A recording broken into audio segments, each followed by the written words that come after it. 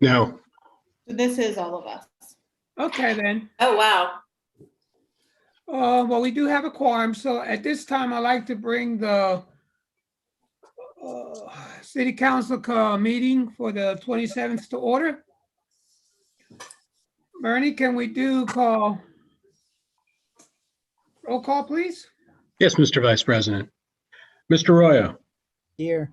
Ms. Beke. Here. Ms. Craig. Here. Ms. Diaz. Mr. Garcia Molina. Here. Mr. Soto. Here. And President Smith-Waddell. Councilor Diaz and City Council President Ismail Waddell will be excused this evening. Approval of minutes for the April the 13th. Motion to approve. Second. All in favor? All right. Aye. Aye. Oh, I'm sorry, Bernie. This was your. No, you can do it by affirmation. That's fine. Okay. We move on to the next item, proclamation of honors and awards and resolutions of recognition. Do we have any, Mr. Harris? We do not, Mr. Vice President. I'm sorry? We do not. Okay. Okay, then that will bring us to our first public meeting with people who have made arrangements to speak at this time. Do we have any? We do. We have one that was submitted that I'll be reading. Okay. So Mr. John Espenshade of the 300 block of College Avenue submitted a comment. He said, I read with interest the unanimous agreement that City Council expressed regarding Lancaster County forming a health department. I'd like to suggest that Council approach the extreme levels of vehicle noise in the city as a health concern. The following is a quote from Wikipedia. Noise from traffic, in particular, is considered by the World Health Organization to be one of the worst environmental stressors for humans, second only to air pollution. Thank you. Do we have any other comments? We do not. Thank you, Mr. Harris. Now we move to reports requested by council. Do we have any? Lancaster City Diversity, Equity, and Inclusion?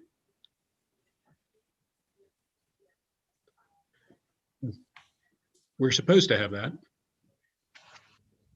Is there anybody here? Karen Allen Span and Angie Pappas. Yep, here they are. Okay.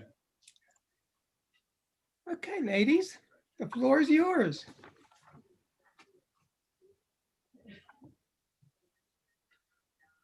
So Angie Papavasilian, our Bureau Chief of HR, is going to be running our slides for tonight. So Okay. I appreciate her taking that off my hands today. And if I could just interject before you start, Sharon, I want to just give a shout out to our department, our Bureau of Human Resources. We have been, this is day 2 of a 5-day process of which we are, the executive leadership team has been engaged in 4-hour sessions reviewing our compensation policy, and we are just coming off of a 4-hour call. And so I just want to acknowledge the work of our HR team, and specifically Angie and Sharon for being up to present this report tonight in the midst of many, many other efforts. And our compensation policy review is part of DEI, and I'm sure Sharon will get to that. But I just want to give you guys a shout out because it's been a heavy lift, in particular this week, and it's only Tuesday. Yes. Yes. Well, thank you, Mayor, and thank you and good evening, Councilor Soto, councilor members, Mayor Sirachi, and members of the community.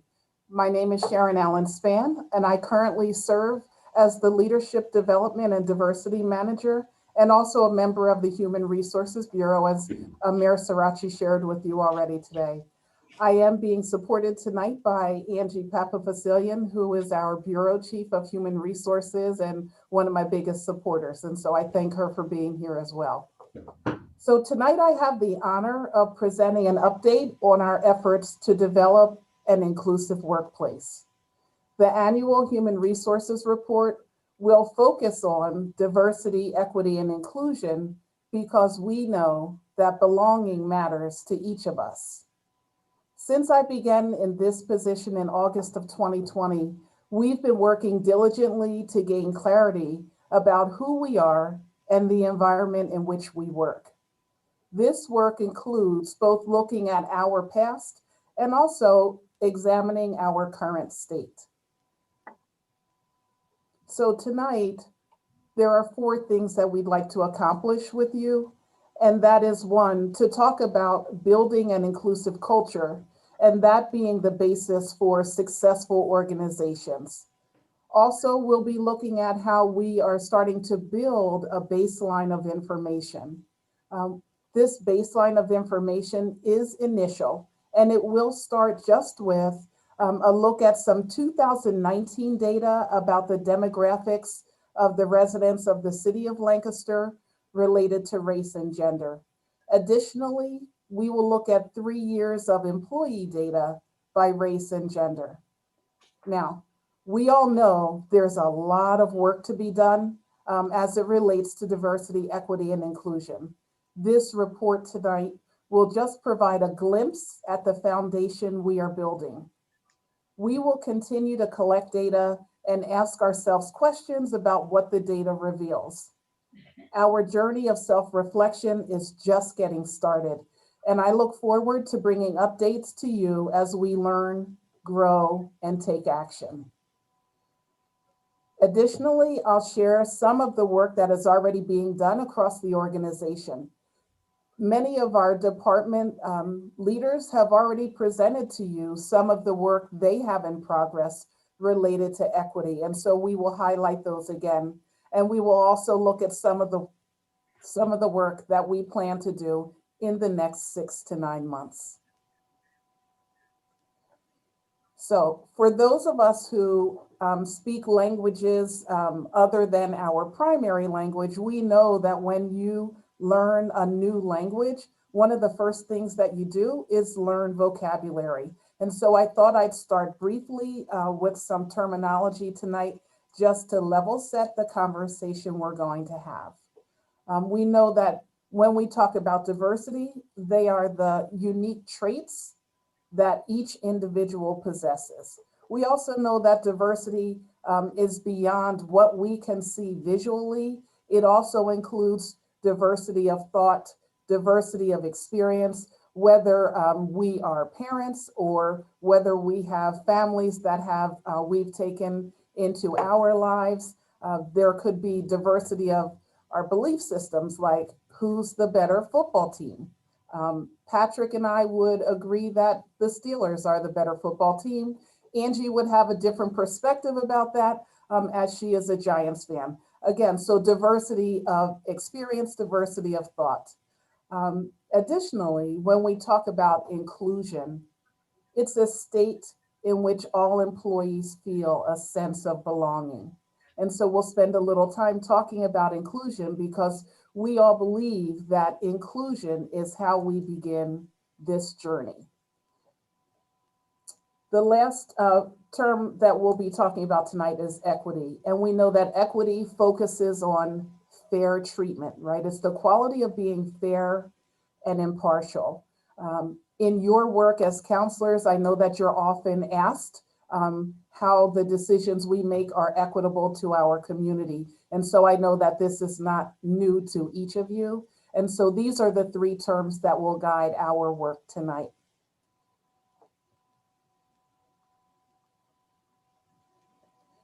So, talking about building an inclusive culture, one of the first things that we were able to do as our strategy team has spent time together is to create a vision around inclusion.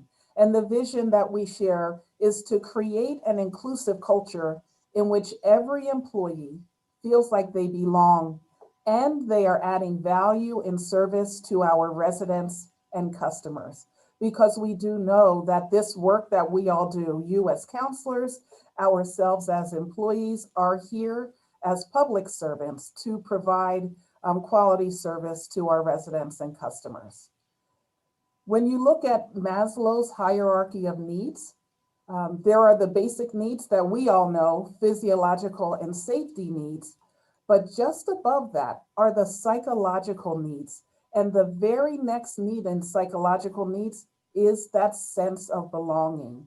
And so when we think about how do we create an environment where we can talk about diversity, equity, and inclusion, we know that we need to begin with that sense of belonging. That is a need that individuals need, whether you are a police officer, a firefighter, an HR professional, a mayor, or a city councilor.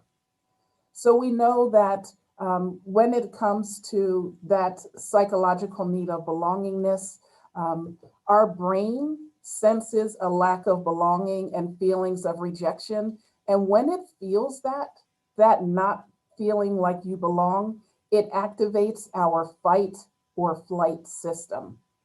And when people experience that feeling on a regular basis, it does have a negative impact on our immune systems.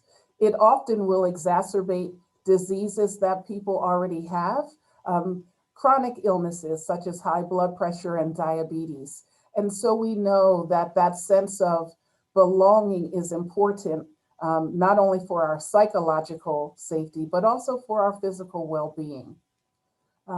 When, on the other hand, we feel that we're accepted and that we belong to a group of people, our reward response is activated. And when we respond to feeling like we belong, it's that feeling that we get from a loved one or a supportive, caring person. And that feeling gives us the opportunity to have better outcomes for our health conditions, and in turn then better outcomes in our workplace. So diversity, equity, and inclusion are on a continuum, and today we will continue to focus on why inclusion is important. So when we look at some of the benefits of an inclusive culture, we know that employees who have a sense of belonging are 72% more likely to stay with their organization. So we're not going to see the turnover that you might see in other organizations. There are times when Angie and other HR staff and myself attend meetings at Lancaster SHRM, which is the Society for Human Resources Management, and we sit beside HR staff who work for companies that talk about the amount of turnover, how often they have to recruit and, fill positions. And so we know that when there's a sense of belonging, we don't have that level of churn in the organization. We also know that when employees feel like they belong, they're 90% more likely to be highly engaged. A highly engaged employee is a person who is passionate and excited about working for their organization. They often exceed performance expectations and look for opportunities for improvement. That is our goal in our organization, is to continue to grow that body of employees that feels highly engaged in public service. In addition, 74% of people report that they're able to achieve their creative potential when they feel like they are included in the work environment. I won't read the rest of them to you, but you get a sense of why it is important for employees to feel like they belong. So let's talk about this baseline of information. One of the things we all know is that the things that we measure have the opportunity for us to also be improved. So as Jess likes to remind me, Jess King, we manage what we measure. And so we want to create a workforce that reflects our city. At the bottom of the slide, you will see the strategic priority, sound government, and goal number 1 is to create a culture that attracts talented, motivated individuals who reflect the importance and enjoyment of public service. That language aligns with that sense of employees being highly engaged. And so Tonight, we're going to look at a 3-year comparison of data. One of those pieces of data, as I mentioned earlier, will be looking at the city population, and we will be looking at a single year. So we'll just be looking at 2019 as it relates to our city population. And then we will look at our workforce, our hiring, our promotions, and our exits over a 3-year period. All of those data sets will be looking at employees by race and gender. All right, so let's start with some data. Our city residents, as reported in 2019, at that time, our residents, the total number of residents was about 60,000 individuals. And you can see that the 38% of our city residents are Hispanic, right? 40% were white, 13% Black, 4% Asian, and 3.9% other. And so this is what the city looked like in 2019, that of our residents. Our residents by gender, the binary gender would be 50.4% female, 49.6% male. It will be interesting to note that 34.9% of our residents speak a language other than English. And so that is another layer of data that we'll be looking at as time goes on. And so again, we're just going to look at just a snapshot of the data around our residents and now our workforce. So if we could go to the next slide. The 3 years that we're looking at, 2018, 2019, and 2020.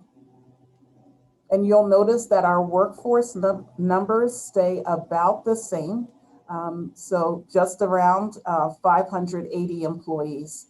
And you will see then that 70% across all 3 years, about 70% of our employee base are white. And that includes both male and female. So we did not break out in this particular set of data, our racial by male and female, but globally by male and female. So across the years, you can see that our employee base, 70% white, and that's both male and female. And across the 3 years, you'll notice that the percentage of male employees stays about the same in that 72% range. And so you'll see the other categories as well. All right, so this is just broad employee data for 2018, 2019, and 2020. So we're going to move on and look at what we call the employee life cycle. So these are points in time where we can measure what our employee base looks like. And so again, we're looking at the same 3 years of data, 2018, 2019, 2020. And you'll be able to see again by race, the hires that have occurred over our 3-year period. One of the things I'd like to say about the way we're sharing our data tonight is to let you know that this is just a snapshot.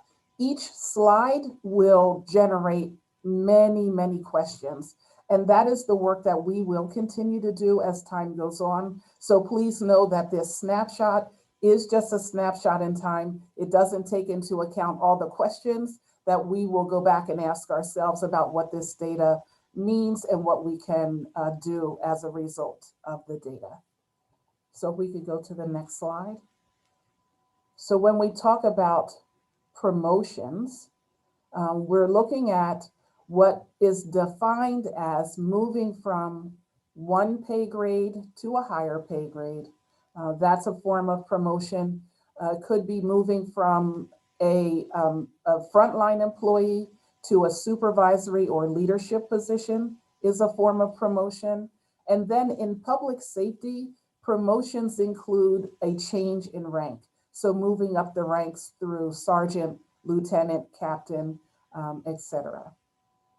And so again, this is our 3-year snapshot by race, 2018, 2019, and 2020. Another point in time where we can look at the information about our employees is also when they are leaving the organization.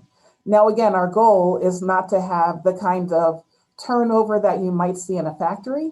We do want to retain the talent that we have here in the city, but there are times when people make decisions to leave the organization. And so when we talk about exiting the organization, they could be resignations or different types of separations. And again, here are the 3 years by race. And these are exits that are not retirements.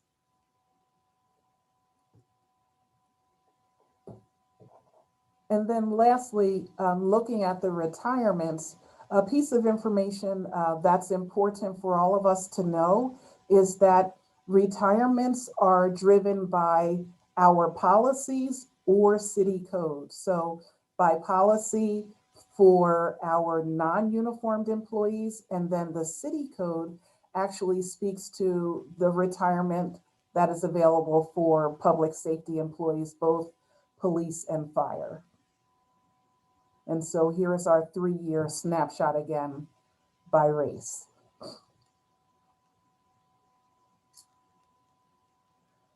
All right, so if you're like me, well, you might not be like me. I'll tell you about myself. So when I took the DISC survey, which is a behavioral self-assessment, I scored in the category that's called an I, right? And I is described as individuals who are enthusiastic, optimistic, talkative, you're not surprised, persuasive, impulsive, and emotional. So people like myself are quick to take action, quick to make recommendations. And as my husband would say, quick to try to fix things.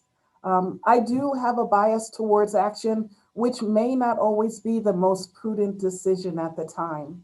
And so as we look at those sets of data, what the data show us is just part of the story of the employee experience.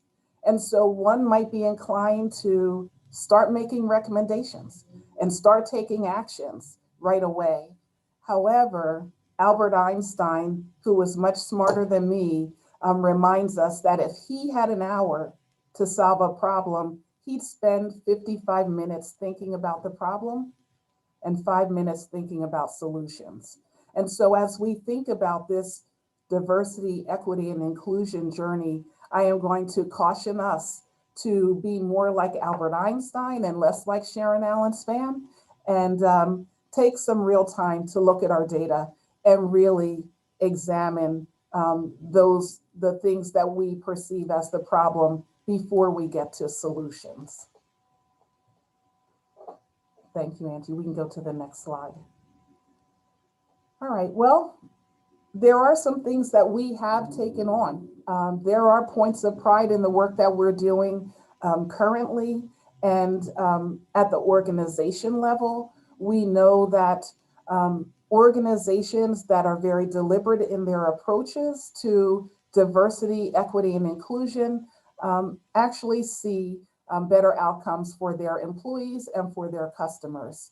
So on the organizational side of our work, one of the things the executive leadership team has done is create this position that I hold, the Leadership Development and Diversity Manager.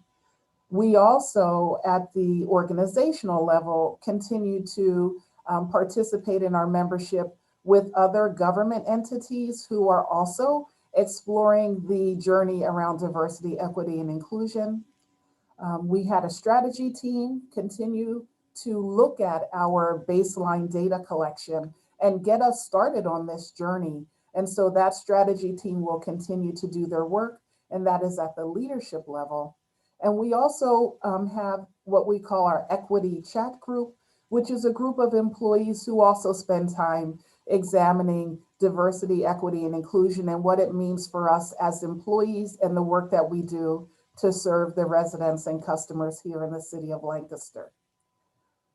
At the department level, and again, City Council, you have probably heard most of these stories, but in CPED, the comprehensive plan, the work that they're doing is focused on diversity, equity, and inclusion. One of the projects that we are working on now is identifying the person who will work alongside the employees here, the USDN fellow, who will also help us with our equity engagement process. Additionally, we've begun to look at our hiring initiatives in very different ways than we've done in the past. And I'll talk a little bit more about the human resources business partner in a moment, as well as in public safety. So our hiring initiatives are starting to shift and we're doing some more work there. Our community and police working group has been focused on equity from the moment they began working. And so again, another point of pride that's happening at department levels. The combined sewer overflow action planning is going on. Our language access program is in full swing. And I can say to you that I myself have used Propio to interact with a resident who called who did not speak English and I did not speak their language. And the language access program through Proprio helped me be able to interact with that resident without having to go through 6 different people and make an appointment. And again, another point of pride for the city, our Neighborhood Leaders Academy and the Love Your Block program. Again, our goal is to center equity in our practice. So I said to you before that I talk a little bit more about a point of pride here in human resources. And so one of the things that we took on as a sort of a personal effort for our team was we had a vacancy in human resources.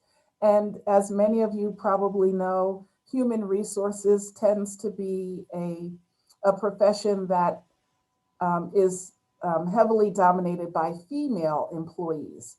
And so what we wanted to do was to really step back and assess for ourselves, what are the true needs that we have in human resources, and what skills and knowledge and ability might a person have who can come in and help balance our team.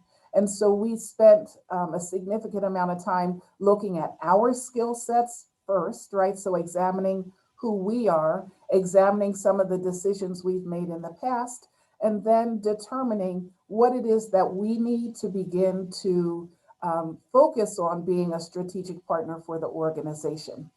Through that process, we were able to identify and hire a phenomenal business partner who has joined us. And so our team consists of now 3 female and 2 male employees, which is very exciting in human resources.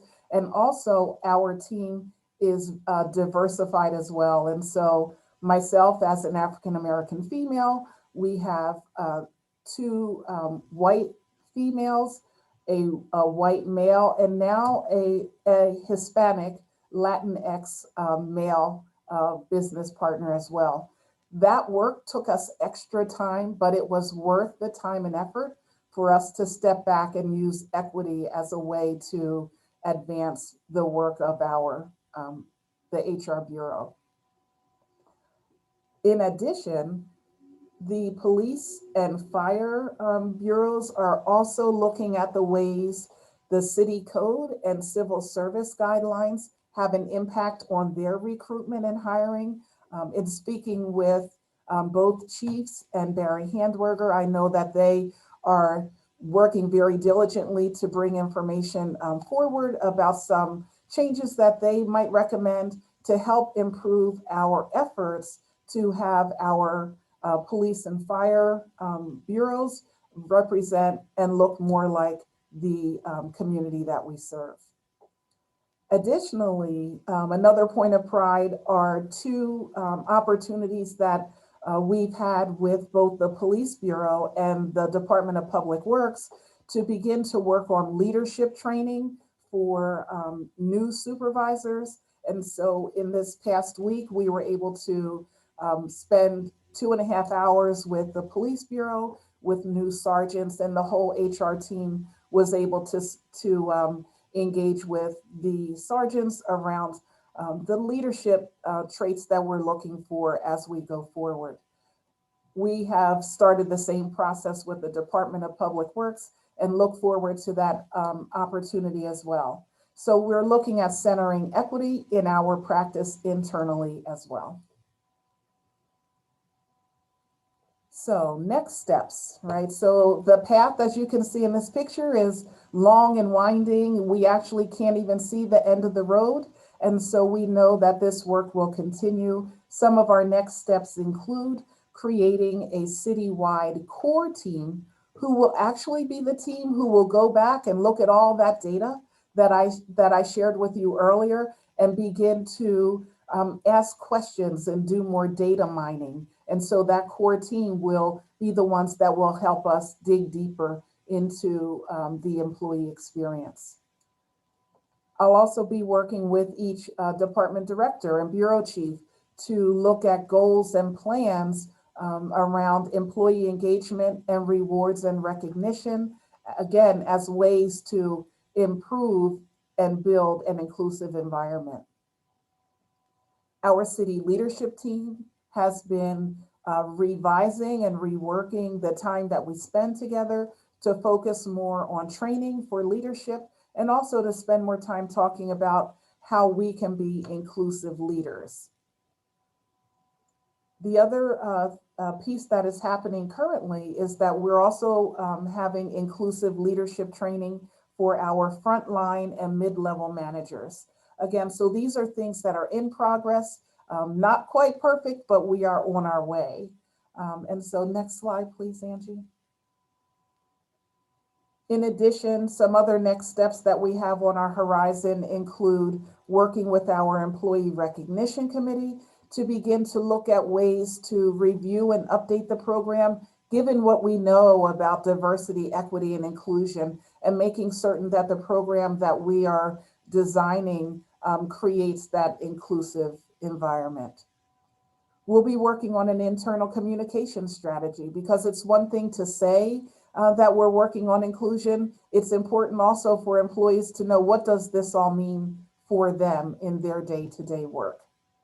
We'll be looking at our talent acquisition strategy, both for non-uniform and for uniform employees. So that's a project that will help us begin to look at how do we recruit and retain talented individuals, and also look at creating the pool of candidates that will help us have an employee base that resembles the community that we serve. We'll continue to work on improving employee engagement through our work with the directors. We have portals that will replace what's our old intranet, which requires you to be at work in order to access that information. The portals will provide opportunities for employees to have access to information about their employment from any device that they own, and they don't have to be at work to do that. And we will be building an onboard academy that will help engage our employees as they come into the city, but also for our rising talent, because we also want to build that pipeline to success. So I've said a mouthful. I appreciate this time that you've given me and Angie tonight to talk about some of the work that we're doing around creating an inclusive environment. And Councilor Soto, I turn it back over to you. You're muted, Mr. Vice President.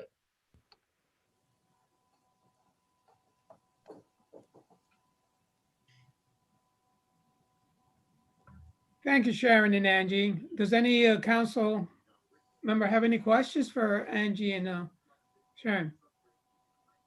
I do have one, Mr. Vice President, if I may. Yes, So I really appreciate all the work that you two have put in. I think this is so important to the vision that we want to build and the work that we want to do. So I'm extremely appreciative of the both of you, and I'm sure the many others that have been a part of this. And I'm gonna try to listen to your advice and Albert Einstein, so I won't have too many questions right now.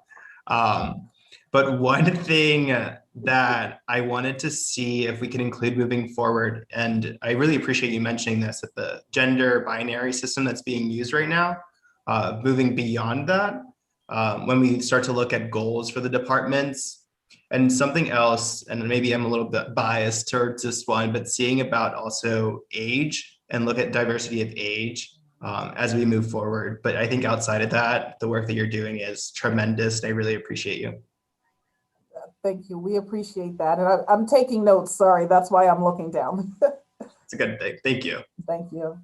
So if I could give a bit of a response to that question, and one of the things we were, as Sharon and Angie were working on this presentation, working on talking about some of those city pride items, and one that I thought of the other day was when we negotiated each of the last 3 collective bargaining agreements with police, fire, and AFSCME, we expanded the language in the non-discrimination clauses that are in each of those contracts to include sexual orientation and gender identity. And so we do have those in basically the exact same language in each of the 3 collective bargaining agreements. And I'll add that that was just a proposal by the city and immediately accepted, like with really zero discussion at all. So I think that's a It is something to be great proud piece of. of pride for the city to have that language in those agreements. That's it for me, Mr. Vice President. Thank you. thank you. If Uh, I may, Mr. Vice President, certainly, please. just more of a comment than anything, Sharon. I just wanted to let you know that I appreciate all the hard work that you're putting into this. I think over the past year, a lot of organizations have really talked about DEI work and the importance of it. And it seems like it's been a little bit slow moving to kind of see some of these action steps. But I think, realizing that it takes intention and that this is really important to ingrain into the culture is very important for the long term. So I really appreciate all the effort that you and your team are doing to make sure that we are doing this intentional at City Hall. So just wanted to thank you for that. Thank you. I appreciate that. We have a great team here. We really do. And I'll trust just, me, sorry. go ahead, Sharon. I was just going to say, and I am biased towards action. So my coworkers can tell you that many days I say, we're not going fast enough. So I understand. There's something I've been thinking a lot about lately, and there's this tendency of moving faster or going farther faster, but sometimes that requires us to slow down our pace. So just something to think about when we do this with intention. So thank you for that. Mm-hmm. Yeah, go slow to go fast, right? I just wanted to follow up and just to say that there will be some additional items coming before council at the May committee meeting that speak to the changes related to the hiring practices, specific to civil service, specific to police and fire. And so I'm going to be sending you some additional information this week, and you'll have your committee packets on Thursday for the meeting on Monday. And these are changes that both are about compliance, but are also about the kind of culture change, as well as the commitments to diversity, equity, and inclusion. And so that's just a little tease for next week. Looking forward to it, Mayor. Are there any other comments from council? Are there any comments or questions from the public?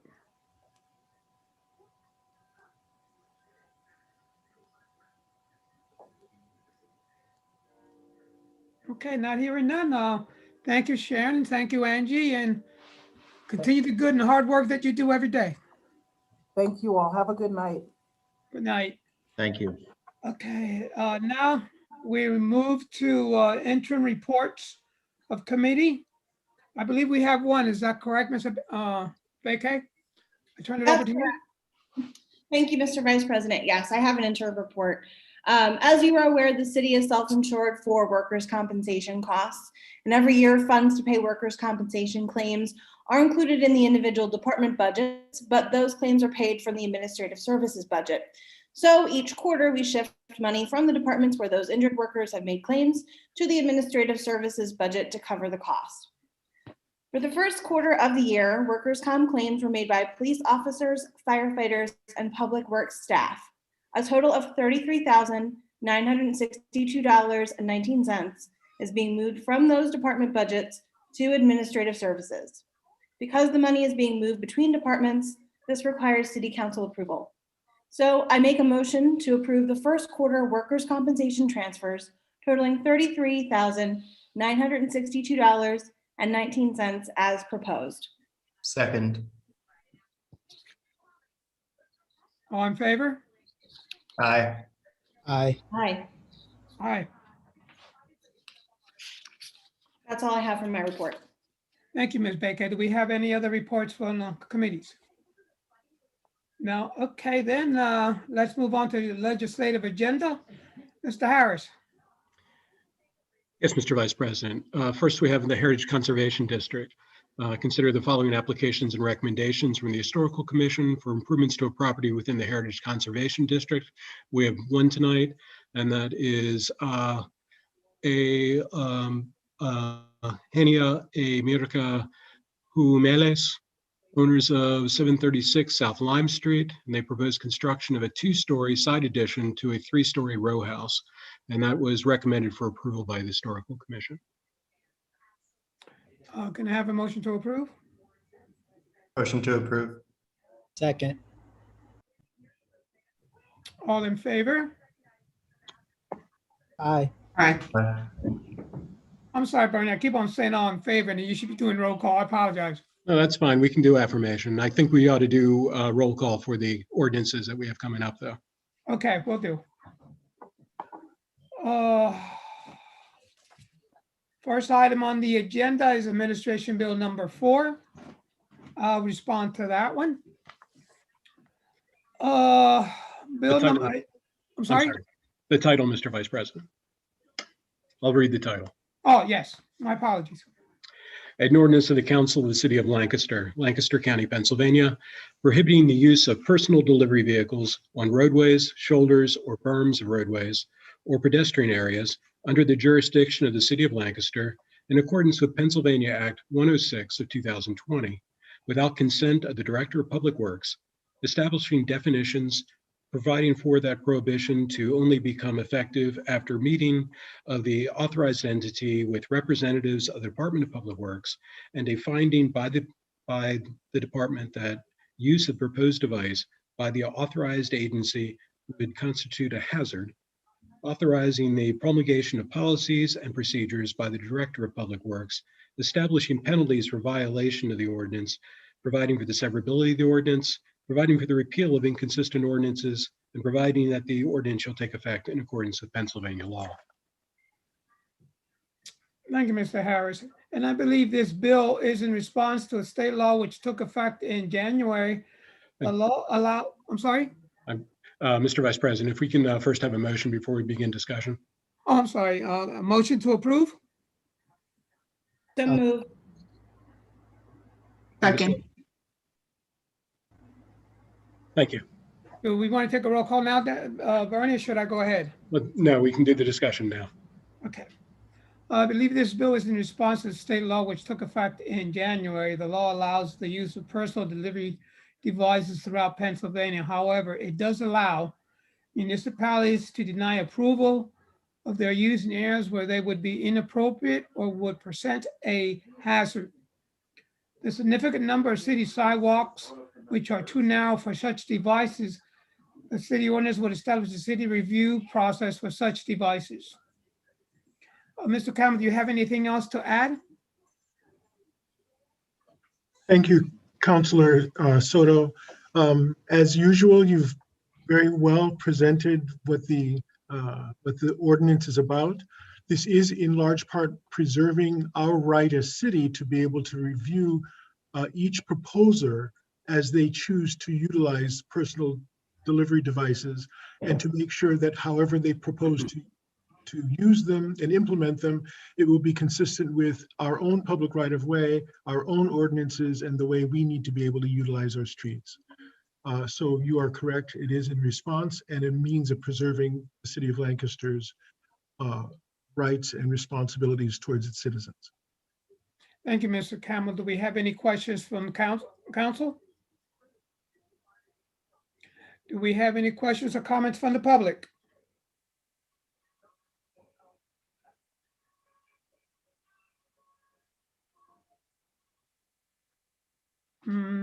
Not hearing anything.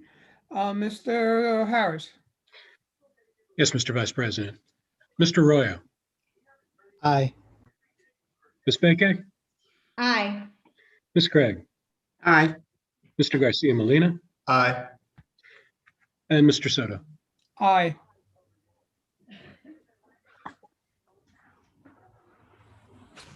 That will bring us to Administration Bill number 8. Mr. Harris. An ordinance of the City Council of the City of Lancaster, Lancaster County, Pennsylvania, approving the plan of administrative services of the Lancaster Downtown Investment District Authority, providing for the repeal of inconsistent ordinances, providing for the severability of the ordinance, and providing that the ordinance shall take effect as provided by Pennsylvania law. Motion to approve. Second. Mr. Arroyo, anything else to add? Yeah, I'll keep it brief. This is a renewal of a 2-year plan for the Downtown Investment District. The current plan expires at the end of this month and will be renewed for another 2 years.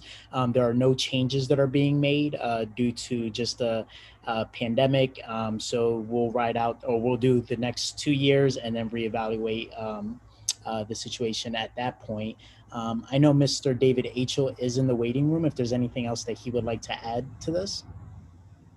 Bill McCarty is also there. He's a solicitor for the board. Added both of them in. Thank you.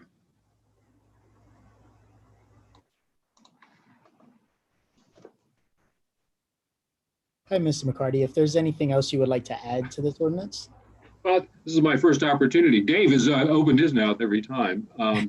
You've done an excellent job of summarizing this. I think we discussed it at your last council meeting and also at your committee meeting several weeks ago. So as you've indicated, we will continue to provide the same services we have been providing. There will be no increase in the millage rate, and there's no increase or change in the boundaries for the DID. So this maintains the status quo for the next 2 years. And then we'll be back for request for renewal of the new plan at that time. Thank you, Mr. McCarty. David, do you have anything to add? I just want to thank all the hard work of our board members. Some of them are attending here this evening as well, for their hard work in getting this plan put together in the public meetings that we held. And thank you very much to Councilor Aurora for having a meeting with him and discussing what the DID is more involved in. So we look forward to the continued working relationship with the city and the residents of downtown. Thank you, Janet. Are there any comments or questions from council? Do we have any comments from the public?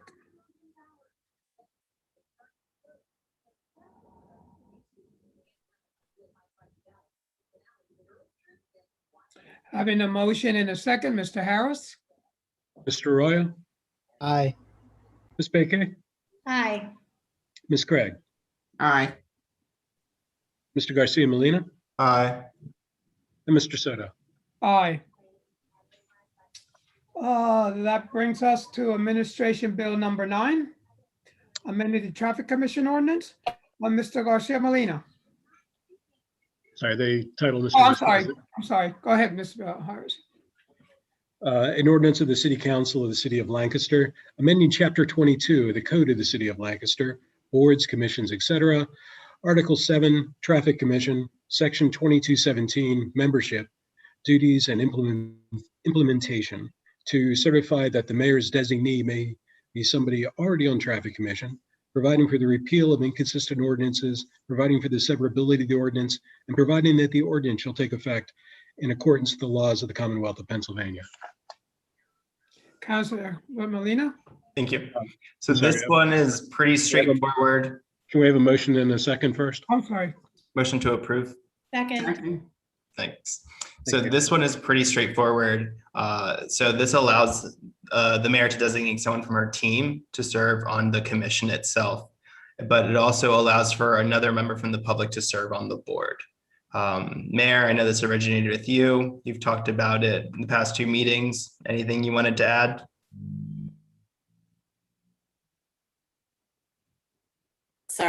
Sorry, not at this time. Thank you. Any questions from council? Questions from the public? Oh, we have one. Amber, could you let the gold goose in? Thank you. You know the deal.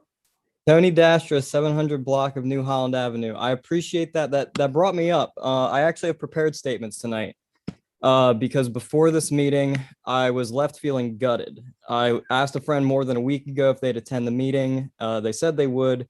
I texted them today the links after I got off, but the response had changed to, I'm actually going to listen to something entertaining. I'm sorry, but I get it. What 24-year-old is desiring to spend their life listening to government meetings? It still leaves me gutted. I believe they may have changed their mind since then, but sure, it still hurts because these meetings are monotonous, but to some extent, are you not entertained? Gold Goose is going to get goofy, right? I have a feeling at least one person listening has been entertained in some regard. You know what else, you know what's perceived as obnoxious? Probably me, but also traffic. The reality for me is that we are all traffic. We can all be obnoxious. Traffic is a bad word. We say there is no traffic when really we mean traffic was running smoothly. We say traffic was bad when we really mean that we were unable to move quickly. The flow of traffic was bad. Traffic is traffic. Traffic is the blood of the body economy. Relevant to the whole system, clots can be cataclysmic. On another note, somebody asked me today how I thought the city viewed me. I told them I constantly felt like brushed aside and disregarded. I don't want to be on noise commission. I would rather not feel the need to constantly comment to know that I can't be avoided. I want to be on traffic or planning commission or city council or otherwise, but in regards of commissions, traffic or planning commission, I just feel like I'm on the outside and that I have to jump through all these hoops to, at a minimum, be seen. But it sounds like in a few moments, there will be a position open for a member of the public to join the Traffic Commission. This is the position that I would like to be considered for. Mayor Sirachi, I joked to you that I make way too much noise for Traffic Commission, and that may be true. I want the city to have a better flow, traffic and government. I am encouraging you all to look at my resume that I sent the Planning Commission. As I understand, it is still on file, but I can send it again if requested. I've put literal years of my life into the city, and I intend to put more. If you at all respect the efforts I've put in at all, please at least consider me for Traffic Commission so I have an avenue supported with legitimate government authority so I can continue to put my life, blood, and soul into the city to learn, grow, and find ways to support our government without being a Democrat or Republican. Thank you for your time. Thank you for that, Tony. I sincerely apologize that you feel dismissed, but one of the things that I will say, particularly about your thing you're bringing up, is please send the resume directly to the Personnel Committee.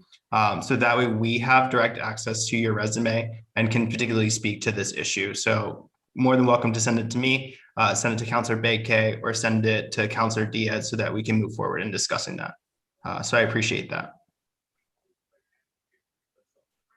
And I think that's it, Vice President.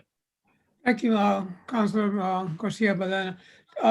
Barney, it's yours. Mr. Arroyo, Aye.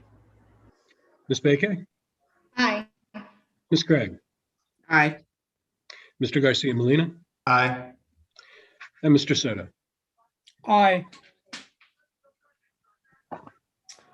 And that will bring us to our next item, which is Administration Bill number 10. Mr. Harris. Yes, Mr. Vice President.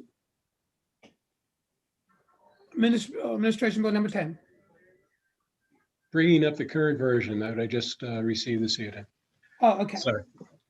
An ordinance authorizing the incurrence of non-electoral debt of the city of Lancaster, Lancaster County, Pennsylvania, by the issuance of $10,020,000 principal amount of general obligation bonds, series of 2021, issued for the purpose of providing funds for the current refunding of the city of Lancaster's general obligation note, series A of 2019, providing funds for the cost of construction of fire stations or other capital projects as determined by the city, and paying the cost of issuing and insuring the bonds, determining to sell the series of 2021 bonds at a private sale by invitation, approving the form of the series of 2021 bonds, fixing the number, date, interest, and maturities of the 2021 bonds, making a covenant for the payment of the debt service of the 2021 bonds, pledging the full faith, credit, and taxing power of the city in support of such bonds, providing for the filing of required documents, providing for the appointment of a sinking fund depository for the 2021 bonds, and authorizing execution, sale, and delivery thereof, and other necessary action. The title, Mr. Vice President. Mr. Vice President. Please, Ms. Begke. Thank you very much. So Bond Counsel has provided each of us with a black line version of this ordinance, authorizing and directing the issuance of the general obligation bond series of 2021 in the original principal amount equal to $10,020,000. Such ordinance was introduced as Administrative Bill number 10, 2021 before this council on April 13th, 2021. I hereby move to amend the ordinance labeled Administration Bill number 10 of 2021 to include the additions, deletions, and other changes referenced on such black line version of the ordinance, which will be reworded with the minutes of this meeting and which can be summarized as follows. In the fourth line of the caption, deleting the blank dollar, replacing it with $10,020,000. In the fifth whereas clause, deleting the first reference to a blank dollar amount and replacing it with $9,040,000. Deleting the second reference to the blank dollar amount and replacing it with approximately $18,411.47, and deleting the third reference to a blank dollar amount and replacing it with approximately $9,058,411.47. In the seventh whereas clause, deleting the reference to a blank dollar amount and replacing it with $10,020,000. Inserting into the ninth whereas clause the name Robert W. Baird & Co. Inc. as the purchaser. In the 10th whereas clause, deleting the reference to a blank dollar amount and replacing it with $10,922,935.50. In section 1 of the ordinance, deleting the amount of $0, or excuse me, the blank dollar amount and replacing it with $10,020,000 as the amount of indebtedness authorized by the ordinance.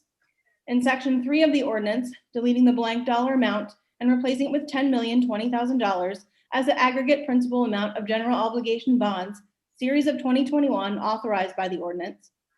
In section 10 of the ordinance, inserting the optional redemption provisions of the bonds as the bonds which are stated to mature on or after November 1st, 2031 are subject to redemption prior to maturity at the option of the city in whole or in part on May 1st, 2031 or any date thereafter.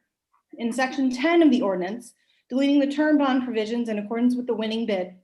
In section 24, the ordinance inserting the date April 19th, 2021 as the date of the preliminary official statement, on Exhibit A attaching the form of the bond, on Exhibit B attaching the amortization schedule as provided by the purchaser, and a copy of the proposal of the purchaser has been attached to the ordinance as Exhibit C. My motion.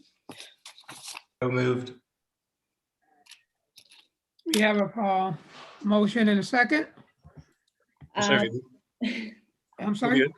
We had a motion. We need a second. Second. Are there any questions or comments from the council? So we're going to actually have Mr. Hopkins and I believe it looks like Rondell Lord and Daryl Peck are also in the waiting room. If they can be added, they're going to talk about the bond auction today. Thank you. Wait for them to come in. The good news, hopefully. Yes, the good news. So let me share, I've got a couple things to share with you. Just as a reminder here, we were, sorry, let me get to, there we go. What we were looking to do with this refinancing is really what's identified here in this green bar to fill a gap in the financing for the fire stations project. As you remember, we had originally applied for a total of about $4 million of RCAP grants, and we received $2 million. So we have that gap that was left with the lower grant amount, and also the need to have a certain amount of contingency primarily for the project, the part of the project that's the East King Street fire station. So when we had done the presentation back in early April, we were looking at this refinancing and I described it as like a cash out refinancing like you might do with your home, basically to take advantage of the lower interest rate environment that we have, to be able to have additional proceeds out of the bond issue compared to the original 2019 note. And at that time, looking at additional funding of about $1.2 million. So in the process that we go through for, sorry, let me get another screen share up here. What we go through when we are doing the bond issue is we hold a bond auction that I always describe as like eBay for municipal bond, except that rather than hoping that bidders keep bidding the price up on the thing that you're selling, we're selling bonds and we want to have the bidders keep reducing the interest rate that they're bidding on. So the auction was held today started at noon. It was extraordinarily boring for the first 7 minutes and 40 seconds because the 4 bidders that we had included in the auction basically sat there and did nothing. This is a listing of the time of the bids come in.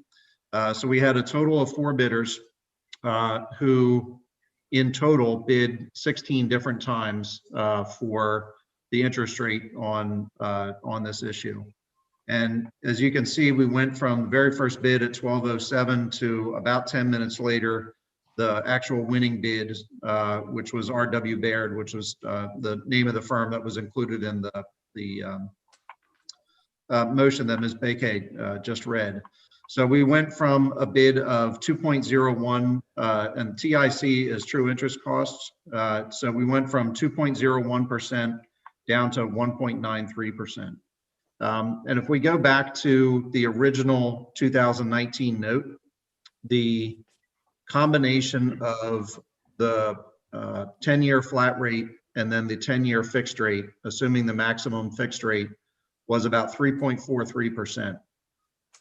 When we issued the bank RFP in April to solicit the potential to have this done as a bank note rather than a bond issue, the interest rate, combined interest rate that we got was 2.43%.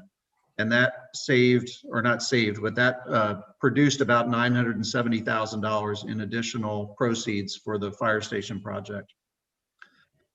Now it's clear that with this auction that we made the right decision to go with the bond issue route rather than go the bank note route and hold this auction, because that 1.93% represents about just under $1.6 million of additional proceeds that we could get out of this issuance and still have the same debt service schedule that we had with the original 2019 note. And then you see, along the way throughout this auction, we went from this 2.016. Some of them were a little bit higher than that. The bidders don't know what the low bid is. They simply know that they're not the low bidder.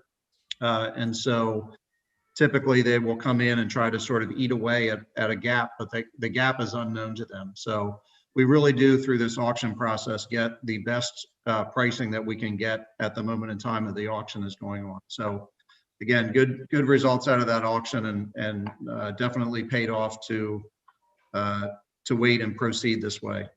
And then I have one more document to share with you, and for some reason I can't see it on my screen, so hold on just a second. Okay. So this is a typical presentation that you're used to seeing Daryl review when we're going through the refinancing or new financing. This is listing R.W. Baird as a winner of the auction at that 1.93%. Then you see the other three firms that bid, Janney Montgomery, UBS Financial, and Fidelity. And again, the total of 16 times that they bid. Let me focus on sort of the top half of this this page in here, and I'll ask Daryl to chime in with anything that I may miss here. But again, we were refinancing the 2019 note that had total proceeds of $9,040,000. This is the interest rate that I referenced before, about 3.53% on that bond issue. With this refinancing, we'll knock the rate down to 1.93%. And the additional proceeds that we can get out of this refinancing is just under $1.6 million. So this will really go a long way to filling the gap that we have in the financing for the fire stations.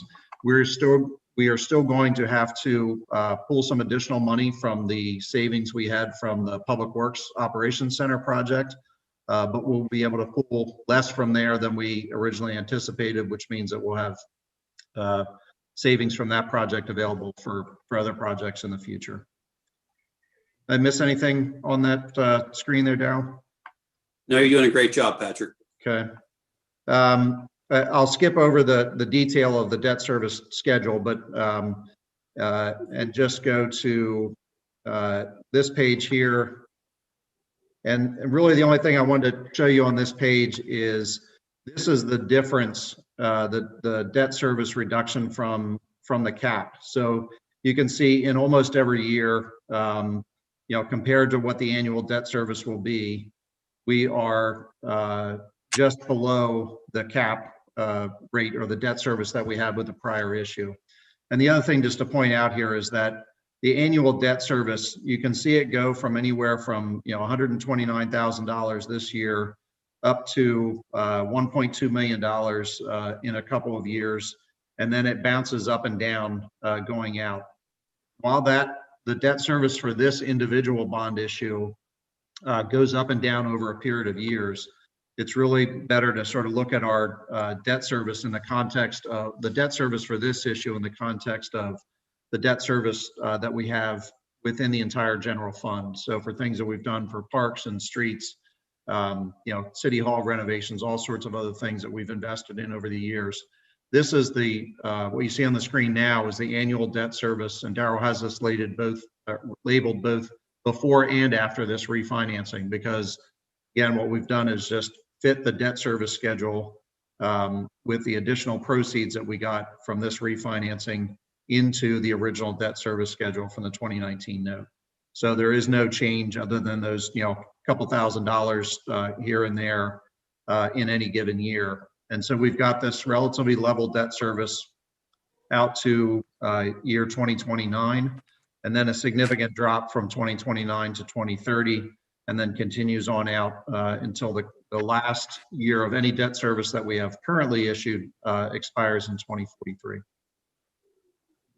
So with that, I'll see if I left any pieces to pick apart there for Daryl. And of course, Rhonda Lord, who's our bond counsel on this issue, is also here if you have any questions about that fun 2-page motion that Councilor Bakay got to read. I'll just add quickly. I mean, I'm very pleased with the results. I think we, again, hit this at the right time. We're all hearing that, rates remain at all-time lows. It was a great opportunity to generate the, additional $1.6 million without increasing the debt service of the city. So, again, go a long way to complete those very important fire stations. I just want to thank all of you for your work on this. I know that this was not necessarily easy. It was a lot of moving parts. There's still going to be moving parts to get everything resolved and all of this put in motion. But I appreciate all of your efforts. That was honestly an incredible savings, incredible solution for us that doesn't affect our debt service into the future. So thank you very much, all of you. Thank you. My pleasure. Thank you. Do we have any questions from council?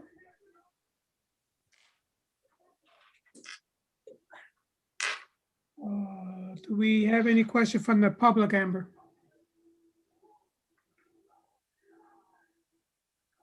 I am not seeing any.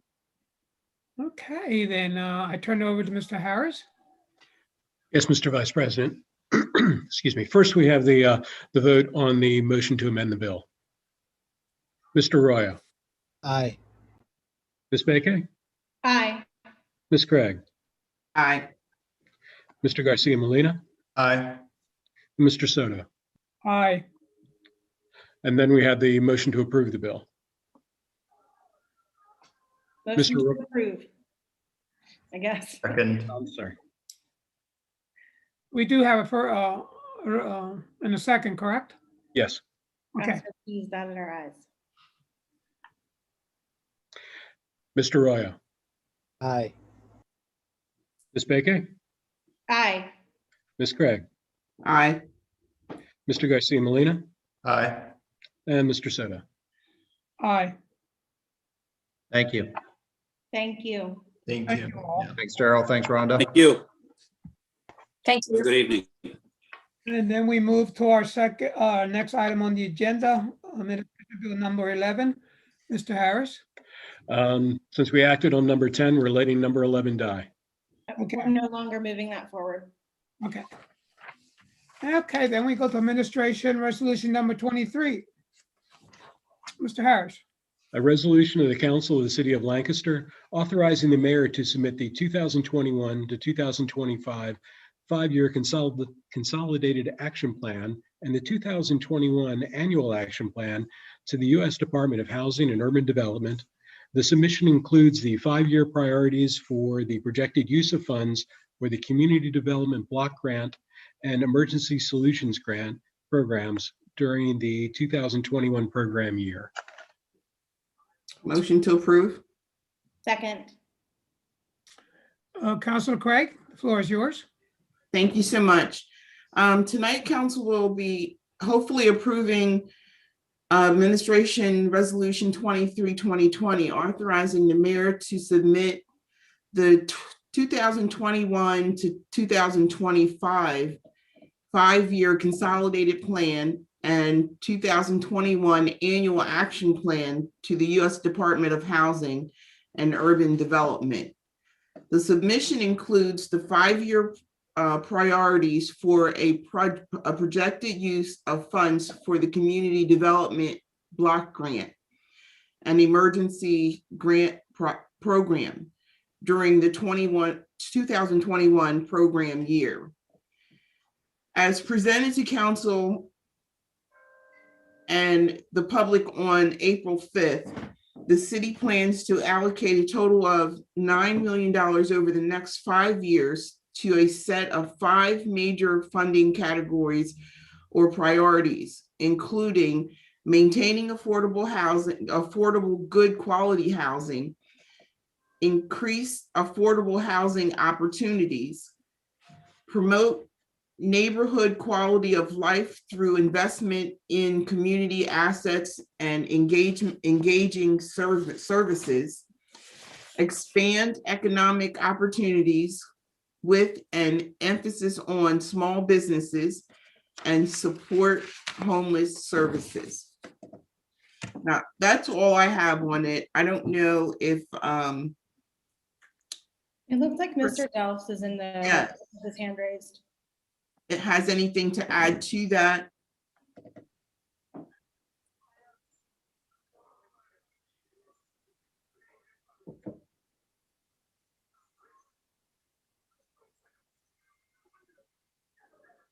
Hi, Chris. Good evening, Council. Good evening, members of the public. Nice to see you all. I know that we had a relatively long presentation on April 5th at City Council Committee. I really just had a brief statement that I wanted to share tonight. As you may recall, we had a 30-day public comment period, which was a requirement as part of the development process for the consolidated the 5-year consolidated plan. We received a total of 18 comments during that 30-day comment period, and just wanted to give you some highlights from those public comments. And I do want to thank Councilor Craig for laying out the top 5 priorities of the plan that we presented a few weeks ago. So as I said, we had a total of 18 comments during the comment period. 4 of those comments were proposed as independent ideas. And by the way, all of these comments that we received were on our Engage Lancaster online platform. I had mentioned last time that we actually don't usually get very many comments on this particular plan. So we were excited that leading up to the plan development, we actually got 322 responses to a community poll on the priorities. That went into the development of the 5 priorities, but then we did get 18 additional comments on the plan document itself. So as I said, the first 4 comments were proposed as independent ideas on our online platform. One of those ideas was to reevaluate traffic operations on the first block of West Frederick Street. Second idea was to restore municipal broadband for city residents. The third idea, independent idea, was to facilitate a diversity of housing and commercial resources for people of all incomes and to distribute those resources fairly across the geography of the city. And then finally, the fourth independent idea was to implement affordable housing that is income-based and to consider preference for housing uses over commercial uses in new development, such as the St. Joseph's and UPMC campus redevelopment. So there were 3 comments that supported the idea that was related to municipal broadband and to Wi-Fi access for all. There was 1 comment that supported the idea of income-based housing as affordable housing. So that was a set of independent proposals that were proposed on the online platform. We also had 10 additional comments from members of the public who commented on the priorities, the top 5 priorities themselves. And just wanted to quickly say that of those 10 comments, we had 5 comments that wanted the city to address vehicle noise and aggressive driving as a major quality of life issue. We had 1 comment that asked why property taxes are so much higher in the city than in the suburbs. And we had 3 comments that recommend maintaining our industrial land and industrial businesses here in the city. And then finally, we had 1 comment that indicated support for the plan and specifically for addressing homelessness as a priority and recommending that more funding and greater strategy is applied to achieve maximum impact. So just to sum things up here, with respect to the comments on traffic, operations and broadband. We will forward those comments to our Vision Zero and to our comprehensive plan efforts. And then with respect to the housing comments, the city completely agrees with the points that members of the public made. And we've actually included these concepts in the plan already. So I don't think we will need any substantive changes to the plan as developed. And provided that we're able to move forward with the approval vote tonight, then we would submit the plan to HUD through our computer system over the next day or two. We're actually just a couple days behind on the deadline for HUD because of the way the council schedule fell, but we had asked for a short extension and we're planning to do that hopefully, as I said, tomorrow. And I'm happy, if there are any questions about the top 5 priorities in the plan, I'm happy to circle back to that. But mostly wanted to focus on the public comments that we received, as that was really the newsworthy element for tonight.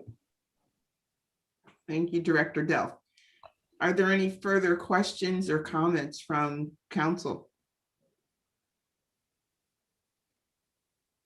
No? Questions or comments from the public?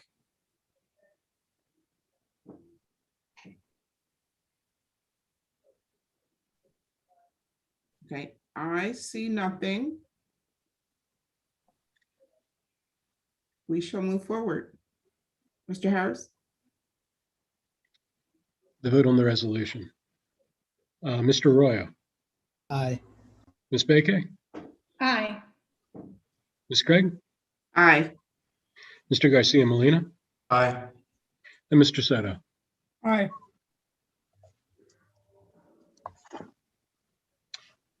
Thank you, Council Vice President. That's all I have. Okay, then that will bring us to our final resolution for the evening, which is resolution number 24. Mr. Harris? Yes, Mr. Vice President. Resolution authorizing the creation of bank accounts with Fulton Bank and establishing who may open such accounts and act on such accounts for the city of Lancaster. Motion to approve. Second. Ms. Bakay? Thank you. And then thank you to members of council for bearing with us as we added this a little bit late in the game to the agenda. To my understanding, this resolution allows us to create a separate bank account that's needed for the funds from the Penvest financing. If you remember back a million years / a few months ago when we finalized that. And it will also serve us as we hopefully will soon be receiving funds from the American Rescue Plan. Those will also require a separate bank account. So this allows us to get all of those ducks in a row. Mr. Hopkins, is that correct? Anything else to add? Yeah, and thank you for your indulgence for getting this on the agenda tonight. So we look back, the last time we had to create a bank account for anything new was a Penvest loan back in 2015. Requirements have changed since then, and we knew we had 2 different Penvest loans, which each new ones that require separate bank accounts, and as Councilor Bakay said, the American Rescue Plan, and hopefully some infrastructure funding at some point, are each going to require different accounts. The signature requirements and everything for setup have changed over time. And rather than come back to you with each one of those individual accounts that need to be set up, when they need to be set up, Barry Handwerger drafted this resolution in a way that rather than giving signature authority to individual people, giving that signature authority to positions instead. So the city controller and treasurer obviously are 2 of those, and then the business administrator and the deputy director of finance are the other 2 positions. So with this passage, then we'll be able to move forward as we need to with individual bank accounts as Fulton Bank requires. Thank you very much. Ending the night with a really exciting piece of legislation. I think banking resolutions are very exciting. Do not worry. Do you? Is that all, Ms. Beckey? Oh, yes, that's everything. Bernie, Any questions from the council or from the public? any questions from the rest of the council? Are there any comments or questions from the public?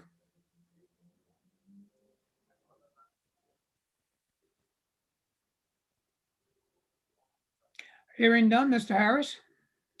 Mr. Roya, Aye. Ms. Beque, Aye. Ms. Craig, Aye. Mr. Garcia Molina, Aye. Mr. Soto. Aye. Thank you. That'll bring us to the next public comment, open for comment about issues not on the agenda. The duration of the comment should be limited to 3 minutes. Are there any comments from the public?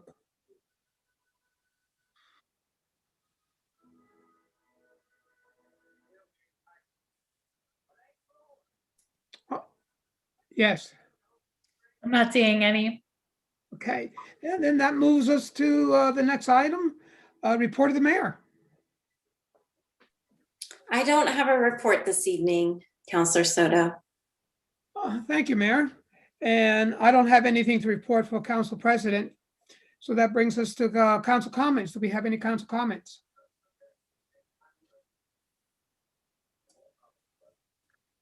Okay, then I will entertain a motion for adjournment.